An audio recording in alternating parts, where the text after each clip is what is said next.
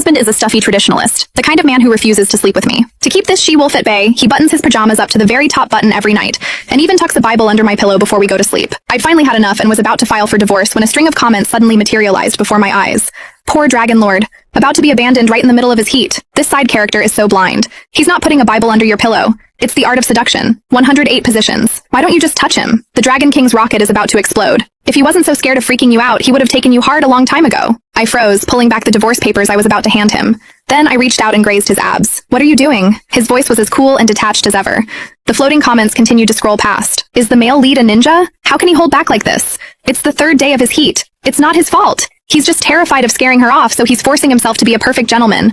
He's hopelessly in love with her. No wonder she thinks he doesn't like her. Tonight she's going to storm off to a club to find a male model and get caught. That's how the male lead and the female lead finally meet. Getting caught with a male model? Don't just make stuff up that hasn't even happened. I casually shifted my gaze away from the comments. Nothing. There was just a smudge on your shirt. I was just wiping it off for you. Arthur Price didn't say a word, just stared at me for so long I started to think he'd figured out I was planning to divorce him. Nervous, I was about to crumple the divorce papers in my hand when I saw him grab his bathrobe and head into the bathroom. My heart sank. I barely touched him and he had to go wash himself? Is he really that repulsed by me? But the comments were going wild. Silly girl, he's not washing you off, he's... OMG, he finally lost it. She just touched him and he's already in the shower taking a cold one. Ah, he's in there whispering her name. My face flushed. Was this a comment section or a peep show? An hour later, Arthur emerged from the bathroom, his voice much clearer.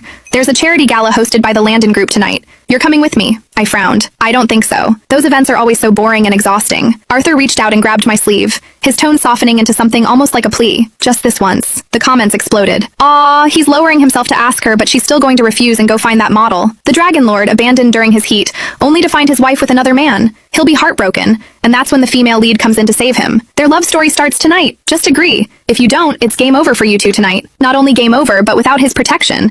His other admirers are going to torture her half to death. A shiver ran down my spine. The refusal on the tip of my tongue took a sharp turn. Fine, I'll humor you this time. The comments went nuts. Wait, what? How did she agree? Arthur seemed to let out a quiet sigh of relief. Before, I would never have noticed. But now, a comment reading, "A dragon's Adam's apple is an erogenous zone," emboldened me to take a closer look. And that's when I saw it. The corners of his eyes were tinged with red, a stark contrast to his usual cool demeanor. A suspicious, feverish heat seemed to radiate from his entire body. On a whim, I reached out and touched his Adam's apple. Arthur shuddered violently, his breath catching in his throat. His Adam's apple bobbed, and a low, groan rumbled from his chest. You...